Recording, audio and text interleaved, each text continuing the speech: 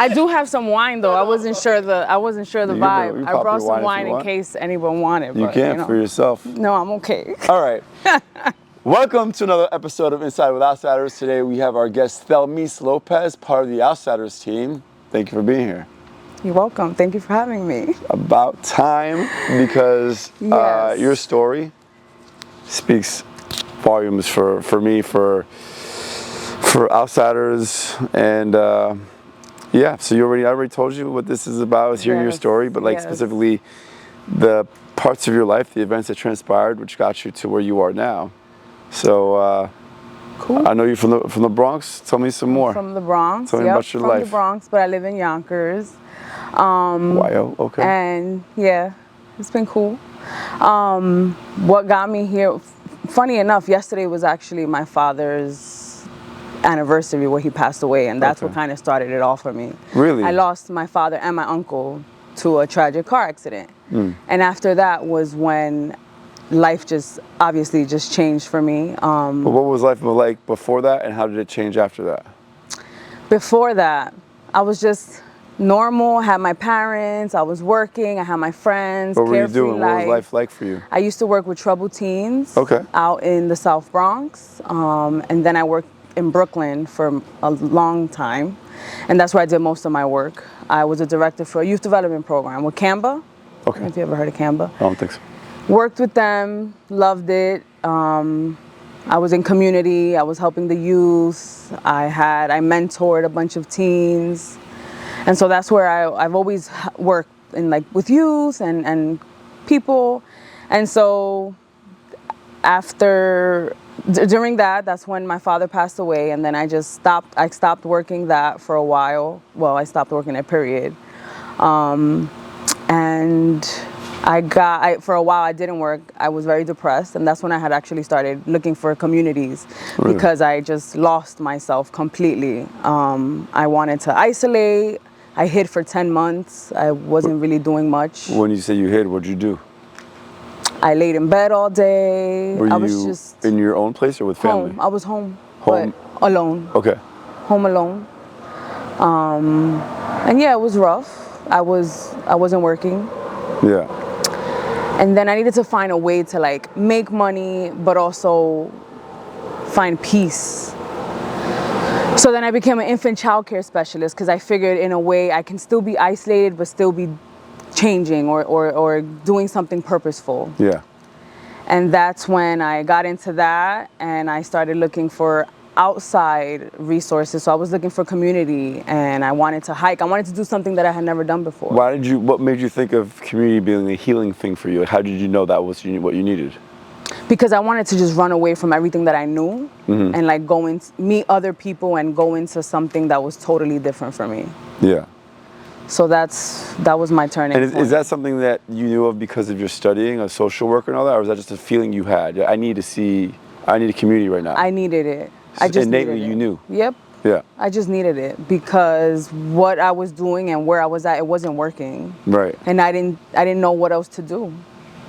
And so I did therapy for a little bit, and I love therapy. It was great. I probably didn't do it long enough. Why'd you stop? Nothing. I was just like, no, I was just angry. I was mad. So that was just one of the things you chose in order to feel that could help, and you decided not to follow through. Right. You wanted, so where, sorry, I interrupted, go ahead. No, so yeah, that was it. And then I forgot where I was at. You were looking for community, and you found this infant care program? Yeah, I decided to become an infant child care specialist just because I knew that I wanted to do something where I wasn't around too many people, in a sense. Right. From my day-to-day. But then I still needed community and try something new. Right. And so that's where I was at. I wanted to try everything that was new. I wanted to do everything different, nothing that was normal from what I already knew. Right. And that's what I did. Nice. And wait, you said that you did. It's not the end of the story. What are the things you tried? Like, what? You didn't just find Outsiders off the bat, I'm assuming. You. No, I had started with another women's hiking group, which was great. It was really nice. I went on a couple of hikes with them. And then I found Outsiders, and that was different because it was, it was unisex. It was a bunch of different type of people. It was new to me, and I just signed up to like one of the first ones that I saw. I had no idea. I didn't read much of the fine print. Right. Had I read, I probably would not have went. I'm glad you didn't. And I showed up. So wait, we want to talk about that. Okay, I'm gonna we'll cut forward a little bit. Thelmys was part of this hike, and then I think it was 2 years later, she emailed us saying she wanted to be part of the team. We put out a message saying one of the team members. We get a lot of requests for being team members, but hers stood out the most to me, and to this day I haven't had one like hers ever. And I forwarded it to the team, and not everybody, but Jill and a few people, and Jaime especially. Yes. Because it was the most touching, heartfelt message I ever got from outsiders, and it for me, like, even right now I feel emotional from it. It was crazy. It was the fact that what we're doing, like, it's a lot of hard work, and it's not making me rich by any means. So sometimes I need stories like that to validate the hard work, and that's what it did. It was well, I'll let you tell the story. Just know that what you're doing does change. Like, it's changed lives. It's changed mine. And I just remember that hike. I will never forget Jaime because of that. And I get emotional too. I'm really not trying to get too emotional. But it was. We'll get the just, tissues if we need it. It was just life changing. I mean, I felt like I couldn't do. I mean, it was a stairway to heaven. Let's walk through the whole day with us. This is your story. This is a portion of your story that is obviously very relevant to outsiders. Knowing about your dad's passing and what you experienced leading up to that is tremendous, because there's people watching right now that could be in that place you were at right now. Yeah. And we're talking about wanting to help people, like Outsiders helps people. Yeah. That's what you can be doing right now by telling the story. Yep. So let's hear it. So I went on this hike, and I remember, first of all, I was 100 pounds, I was 96 pounds heavier, right? So I go on this hike, I have never... Was 96 pounds heavier?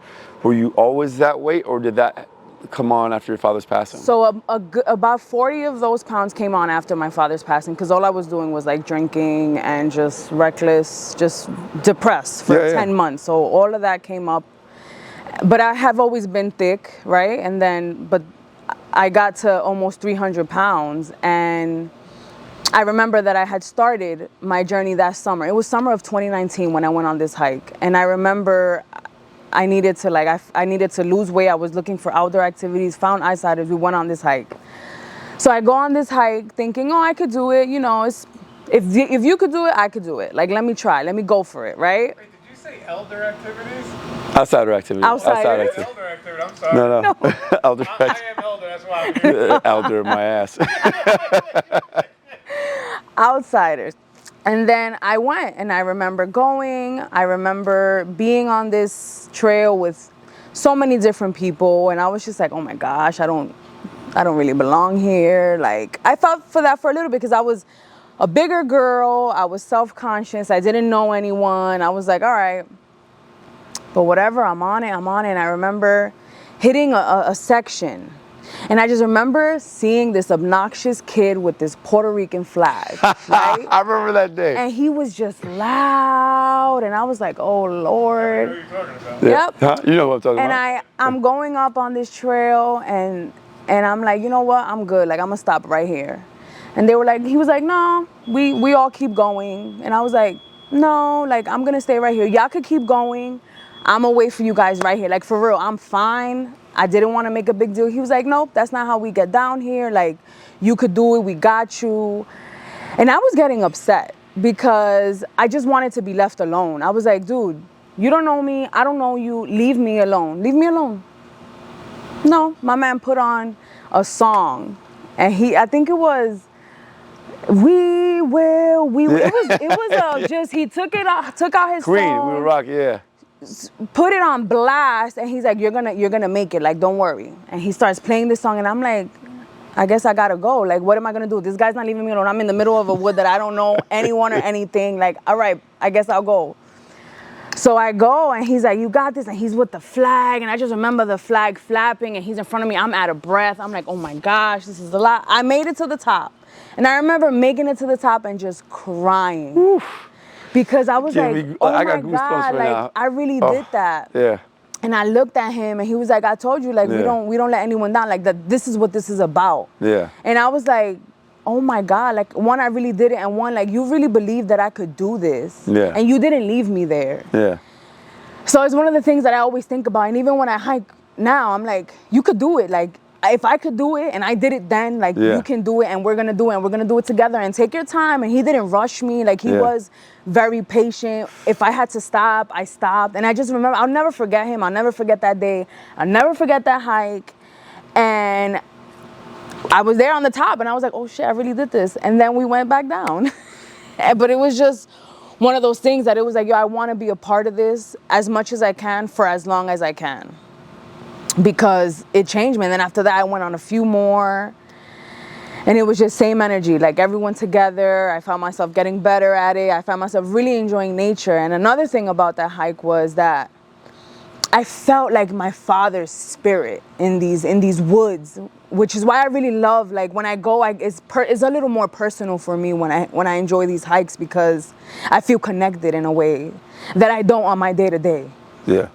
Was he big on the outdoors? Like, did he introduce you to that, or is it just something you feel because you're in this environment? A little bit of both. My father was a Puerto Rican man, and he grew up, you know, and his last years he got a Harley Davidson, and he would ride up, stay with his biker boys, and he did that, and he loved he would go really early up to wherever they go, and he always woke up early, and he always wanted to be outside, whether it was to smoke a cigarette or to go to the store, like whatever. He was an outdoor kind of guy. Reminds me of a boy Chris right here. Chris is Puerto Rican too, so he's always outside smoking a cigar. Yeah, like I grew, you know, he was always out. He would wake me up in the morning. We would go do car stuff. Like, he was my car guy. He handled my car. Do you have siblings? I have a brother, older brother. Yeah. Gotcha.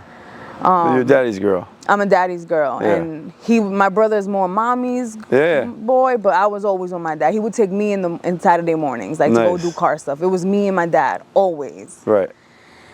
And so like I just felt him, and then this guy with a Puerto Rican flag, like all of that tied in, because I'm half Puerto Rican, half Dominican. Yeah. So him being Puerto Rican, I was just like, what is going on? Right. Are you throwing me a sign, dude? Like, am I really gonna do this? So it was just deep. Oof. It was deep. And I'm so fortunate, we're all so fortunate that Jaime was on that day. And we have great team members that would do the same, but I feel like the way Jaime did it was really speaking to you. Yeah. For all the factors you just said, this Puerto Rican flag, the fact that Jaime would put on that music. Jaime, man, I call him a host for the most. No, yeah, he's a blessing to have on the team. Yeah, he is. He really is, and he changed my views on just even meeting people for the first time and how you interact. Like, I don't know, it was just trippy, but it was great because it made me fall in love with even being part of different communities. Yeah. And so let's talk about, since that day, how did your life change? What are the changes you made in your life after that? You said you lost 96 pounds. So after that, I started taking care of my health. I started going to the gym. I tried to learn what it is that I needed to do. I started working on nutrition and how to, like, eat better to get to where I needed to get to. I started walking more gracefully. I have 2 dogs now, but I had 1 dog, and I would have to go on walks with him. I have to walk him in the morning, walk him in the evening. So he also, like, walking him more, just being outdoors more. Yeah. Like, I became obsessed with wanting to be outside and just, like, explore more outside. I even went on bike rides to try different things. And after that, my life has just been a lot more, like, movement has become my therapy. Have you changed industries as well, right? No? Yeah, I'm a little all over the place. Yeah. Okay. I do a little bit of everything. Yeah. But then because I got into like health and fitness, I decided to study to become a stretch and flexibility coach. And so that's my latest project. I finally finished my certification, and I've been able to apply that to people and close friends and family members, and just working on my craft and the importance of, like, mobility and really taking care of your body, because we only have one. Absolutely right. And as we get older, it all changes. It does. So being intentional with how you move your body for me became like therapeutic and just something that I wanted to share with people. Yeah, I mean, my lifestyle is that, right? It's very active. Outdoors for me, you know, I was a kid, I was always outdoors, and I was outdoors because at home wasn't fun. You know, I didn't get along with my mom's husband. He wasn't really nice to my brother and I, so being home sucked. Yeah. So we were out all the time. And I feel like a lot of the people I grew up with, Chris being one of them, we were always outside. Probably because home wasn't that great for all of us. Right. I mean, we were hanging out with kids that, I mean, I can't say I had it terrible. There's people that had a lot worse than me, but the people we really connected with, we were outside all the time. And again, for that reason. So I feel fortunate to have had my chosen family, kids that were, you know, probably facing similar things at home, that we were outside hanging out, because it was better that way. And also, even if home is great, when you're having a stressful situation or you're having anxiety about something or feeling down, a breakup, death in the family, loss of job, being outside makes it a little better. It sure does. You know, I don't know exactly what it is. It's obviously research on it, but it's so much better than being secluded. Yep. You know, even if you're outside by yourself, it feels better. Now, if you're outside with people, feeling great. It's even better, yeah. No, it is. Yeah. And I think that's something too. I grew up opposite from you. I grew up inside. Like my parents didn't really let me go outside. I grew up in a building. There wasn't much like outdoor activities for me. So as I became an adult, I was like, I need to I want to be outside. Like I didn't grow up outside. I wanted to be outside. We were outside in the streets. It wasn't like we were in the suburbs. We were here. So we were in the parks. We were in the streets, getting into some trouble. Yeah. Not serious trouble, just like what kids do. But some people got into serious trouble. You know? Yeah. But I hear you. The fact that you were kind of like almost overprotected. Sheltered, you wanted to very sheltered. be exposed. Yeah. Yeah. So how was that? And what was the first thing you did when you had this freedom of being able to go outside and do your own thing? I was just with friends. Yeah. Honestly, in the beginning, I was just like, all right. And this was me like being now in my 20s. Let's be real. Like it was, like I didn't have much outdoorsy life. So I just went out with friends. Nothing crazy. Then when I got a little older is when I started exploring like traveling, and then I would travel with friends, and that became more of a like, oh, okay. Yeah. But that's the best. Traveling with friends. Traveling with friends, and you're like late 20s. I was like, okay. That's when I started. A little bit of this, a little bit of that. Yeah, my late 20s was when I had enough money to go travel finally, right? And that's when I started traveling. I remember the first trip I took. I remember somebody, I think it was this girl comes up to me at a party I was a promoter at the time. She comes up to me and tells me that one of my ex-girlfriends had moved to Italy, and I'm like, to be with like her ex or something like that. And I'm like, damn. I'm not traveling at all. I've been working, grinding. I got all this stuff going for me, but now I'm just working. It's like, I got to put things in perspective. Like, damn, I should actually travel too, get life experience. So that 1 year, the first trip I went to was Japan. Oh, nice. I went to Japan. I had a friend come over. Like, where should we go? Like, let's look online. We look on Travelocity or one of the sites, and pop-up window said Tokyo for $800. Nice. Click. He's like, what'd you do? I'm like, you gotta come. Nice. And then that year I went to Japan, Miami, Dominican Republic, Russia, Egypt, Argentina, and Uruguay in 1 year. In 1 year. In 14 months. Yeah. Oh, that's awesome. Yeah. That's amazing. So, but at the time of my life, and it's kind of hooked on travel since then, especially traveling with friends. I don't allow to travel alone, going to places where I know people, but traveling, experiencing these things with somebody new. I'm bringing this up for a reason. With traveling someplace and experiencing new things with people is so much better. And when I do these outsiders destination trips, even outsiders local trips, and I haven't done it before, it's a new thing for me too. Sharing that with people is beautiful. Seeing their faces, experiencing or sharing this new moment with them, it brings me so much joy.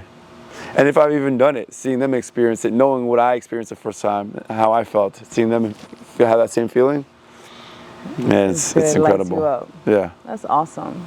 Yeah. So now you're part of our team. Yay. You are. Thank you. What's, thank you guys. No, thank like, you. For real. Are you kidding me? Because I'm honored. Like it's something that I probably wrote about this in a journal.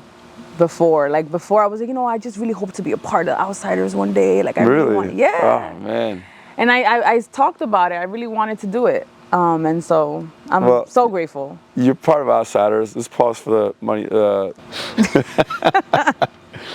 All right, so you said you journaled and you said you want to be part of Outsiders. Outsiders. Like I want to be like on the other side of Outsiders. I remember saying, I would tell my partner that all the time. I would talk to him about it. I'm like, yo, babe, I want to be like a part of this. Like, I don't know how I'm going to do it, but I see it one day happening. And he'll be like, all right, just keep doing what you're doing. Yeah. Always. Just keep being yourself. Keep doing what you're doing. And I saw that and I was like, oh yeah, right now. Let's do this. Let's set it up. Yeah. And yeah, you're a great part of the team. Super reliable. Personality is there. And I think your experience with us that first time is a blessing for us to have you bring that to the table now for others. Yeah. Yeah. So how else have you, where do you see yourself going from now? Because you have a lot of things going on.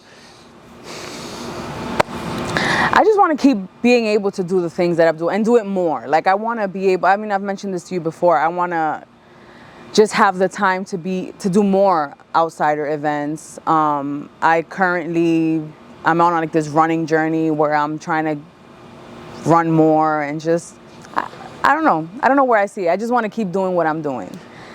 And stretching is something that I want to like focus more on too and introduce it more to people, because there is a difference between like stretching and yoga. Yes, it's the same, but it's a little different because your stretches tackle more your muscles. So that's something that I'm like getting into. I would really love to introduce you to a friend of mine, Brent Brookbush. He's the founder of Brookbush Institute. It's a Institute of Human Movement Science, I believe. Oh. Nice. It's membership based, so it's like $30 a month or something, and you get access to all the CECs or continuing education credits, unlimited. Nice. So things that people pay $3,000 to $4,000 per credit, you get $30 a month for access to all of them. Oh. And it's really, I think you'd love it.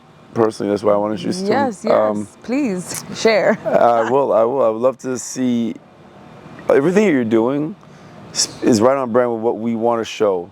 Yeah. So my request to you is, when you do document it, if you can document, because you put up some good social posts, by the way. We use one of your posts as an example to give to the guides. Oh, nice. Thank you. But if you could do that and tag us, we'll reshare.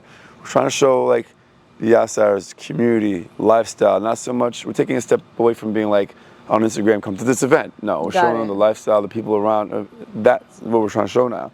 So, for example, Jill did this whole boat class this past weekend. She's so cool. Yeah, she's awesome. She's like so a cowboy. Cool. She's a modern cowboy. So she's doing this amazing outdoor thing, and she's like all in for the outdoors, obviously, right? Yes. She tagged us. We reposted. It has nothing to do with the event we're doing, but it's the lifestyle and stuff.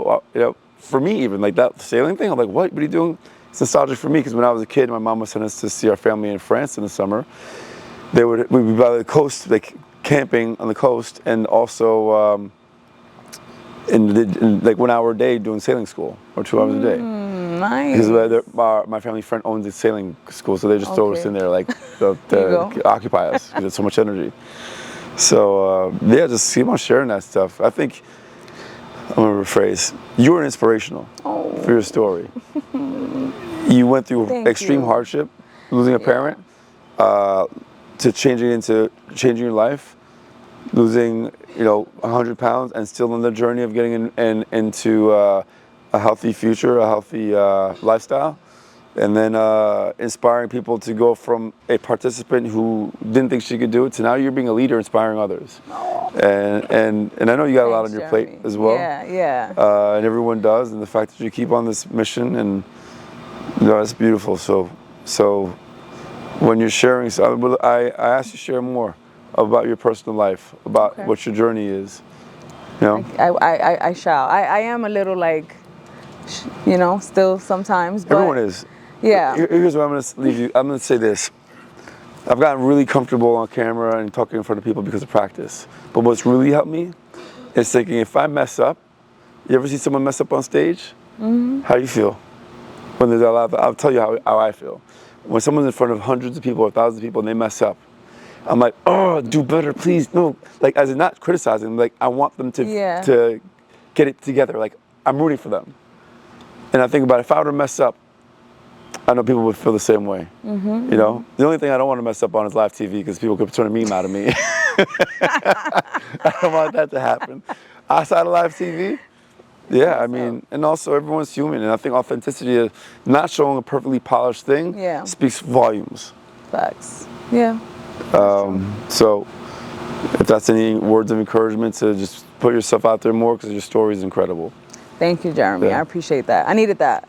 I'm happy to give it to you. I mean, I'm grateful for the spaces that I'm able to be in and the lives that I know I have touched. And I definitely look forward to like just touching more lives and putting myself out there. It's true. Like sometimes I hold myself back and I'm like, oh no, don't. But it's like somebody else is probably going through this too. No, you know? not probably. Is. Everybody, there's millions of people going through what you're going through, you know? Yeah. But they may not have the perspective you now have. And that's why there's value in what you have to say. Yeah. You know? Thanks. It's pretty deep convo right now. Thank so we can keep on. Is there anything you want to add to that? Nah, man, just thank you. I mean, I'm grateful and I want to continue being a part of this as much as I can. And like I said, just touching more lives and doing more and yeah. Yes, please.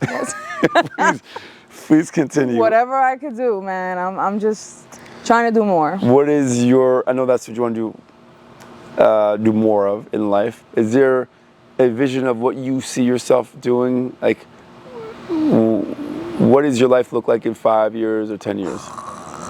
That question. You don't have to answer that. Because the fact that you say I don't have that vision. I don't know. Like, I think that life is so unpredictable sometimes. And I think they will give me so much anxiety to think so far ahead. Yeah. So I'm just like, I want to be able to just be alive. How about I'm going to start there and just like take my life day by day because life has thrown so much randomness at me that the moment I'm like, you know what, in a year I'm going to be doing X, Y, and Z, the time comes and I cannot do what I wanted to do. It's just unrealistic in my life, like with the cards that have been dealt to me. So I'm kind of just like, I need to take that approach. Day by day, yeah. I take it. I control what I can control. What I can't control, I leave it. And it's just one day at a time, literally. This is the first time I'm going to record a little video on my phone from while doing the podcast, but the sky is so beautiful. Oh, it is. Yeah, I'm looking at it like we have to. Oh, it's my favorite. I'm gonna. Oh, that's beautiful. Dude, that literally was not like that 2 seconds ago. That shooting podcast episode with Thelmys over here, and I can't help but look at the sky. Look at this. It is so beautiful. Gorgeous. I wonder if we're gonna have another raccoon sighting today, though. Wow. Shout out to Chris. Yes, thank you, Chris. Nah, that's beautiful. All right, sorry, I had to stop that for a sec. That's awesome. So yeah, I mean. Let's. I'm gonna ask a few fun questions and we can wrap up. Okay. I like to end on a happy, positive. This is a great positive note. Record this too, but on a light. You record that. Go ahead. I'll tag you in this anyway. Okay. All right. Yeah, you could just. Tag me. That's a nice. It's fine. All right. I got just like a couple questions. Okay. We're almost done here. This has been amazing. So, what's a fun fact about yourself? A fun, lighthearted fact you want to share about yourself?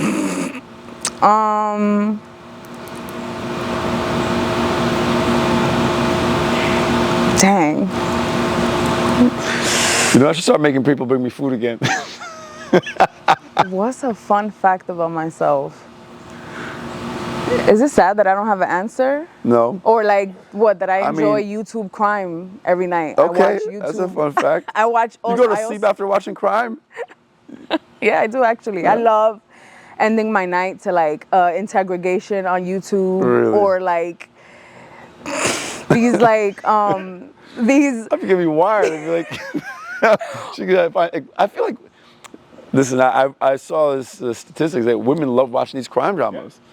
It's a lot, like, but I love it. Like, I'm just Yeah. like, how are people this wild? And even like people who get caught stealing in Walmart, I love watching that on YouTube too. It's so wild. I know it's crazy, but it's so funny to me. Like these people, and they make these excuses, and it kind of, I get sleepy and I go to sleep. Good for you. I'm glad that relaxes you. Okay. That's What is your most embarrassing moment? when my dog pulled me and I smeared in all his poop, and it was on a main street. Oh, would you fall? Yeah, I thought he pulled me because he saw a squirrel, and I was about to pick up his poop. And I remember feeling so embarrassed because I had poop all over me. Like, I had poop. He's a pit bull boxer. When you said you had 2 dogs, like, how come we don't bring your dogs on the hikes? I have two. I have a small. She's like an American bully. We just got her like 4 months ago. Yeah. She's small. But Baxter, he's 70 pounds. He doesn't look that big, but he's just heavy and strong. Right. So when I went to pick up that poop and he saw that squirrel, he's like, I'm going to go get that squirrel. And he just So shot. you went forward And like this and sliding on it? I had poop. Yeah, I had poop. Oh. I had poop. And I remember I had to go to work. Like, I was rushing because I got to walk the dog and then head to work. That was a little embarrassing. That's the first thing that just popped into my head because I had poop all over me, Yeah. and everyone's looking at me, and I'm just like, I think there's something wrong with me because I think the embarrassing stories with poop are the best. no, that was so bad. Oh man, That was so bad. But that was pretty embarrassing. that's a good embarrassing story. It is. It's a good story. I mean, listen, we heard some really, really, really good stories. Another poop story I've said it a million times is Ken Tanaka. He's a friend of mine. He used to be in nightlife. Now he's a fisherman and a fly fisherman and climber. Oh. Like YouTube and so on. Nice. And his story was he ran the New York City Marathon with food poisoning. So at every mile marker, he had to stop and take a shit. So 27 shits later, he finished the marathon. Yeah. Yeah, you can never trust a fart on a run. not on a run. Not on the run. No. I'm glad he didn't trust that. No, either. yeah, right, because you get that feeling and it's not I like the turn we made on this podcast. it's not just a little Actually, I don't like calling this a podcast. We'll call it a show. This is more than a podcast. We got cameras and all that on the Right. show. On the show. This is real nice. Yeah. I'm loving these lights. Yeah, me too. I love the outdoors. Funny, I was like, yeah, I really miss having a studio and miss being like North Face, and obviously a little more convenient being in Soho or in the city. But this feels so much nicer. This is really nice. I still miss being in the studio. Yeah, well, It's easier to set everything up. Yeah, I yeah. have a whole day to plan and get everything right. and we could put little markers down. No, I mean, listen, I'm trying to keep it as simple as possible. Yeah, This is great. yeah. This looks nice. If there's a way we can get like a computer thing here and set it up the same way and leave it here. I mean, we're getting to the winter, so I wouldn't trust bringing all electronic shit out here. Listen, I want to do an episode or a few in the snow. Ooh. I would love snow You gotta and do like fire a out here. group episode. A panel? Yeah, like a few people, and just like That might be the spot to do it, too. Yeah. And then the team here, it'd be like the outsiders discussion. It has to be a Yeah, very like organized, something- set questions. right. Anyway, Like what is that? we got to finish this up. All though. right, yep. All right. Listen, I've said it before here on this show. Please promise me, as long as you feel comfortable with it, obviously, keep on sharing your message, your life, your view. Because just the way Jaime helped you, he'll be helping others. But you know it or not, in your social, well, we post it. Yep. You know, we have a big following, so people who might be watching us thinking the same thing. I can't do this. I'm gonna wait till I get in shape to do this or whatever, and then never really follow through with it. Yeah. This might change your opinions. You know, and then you can be the person. Yes. You can be the Jaime I to can help be them the out. Jaime to someone. Exactly. Or Shout me. out to Jaime always. Shout out to Jaime. I love Jaime. So grateful. Yes. Yeah. And shout out to Jaime. Well, thank you for being on the show. Thank you for having me. Of course. It was great. I look forward to continue being part of this team and to do a little more. Outsiders and thank you, for Chris. life. You're great all the time, working behind the scenes, doing his thing. I love this guy But too. yeah, shout out to community. Oh, for sure. For sure.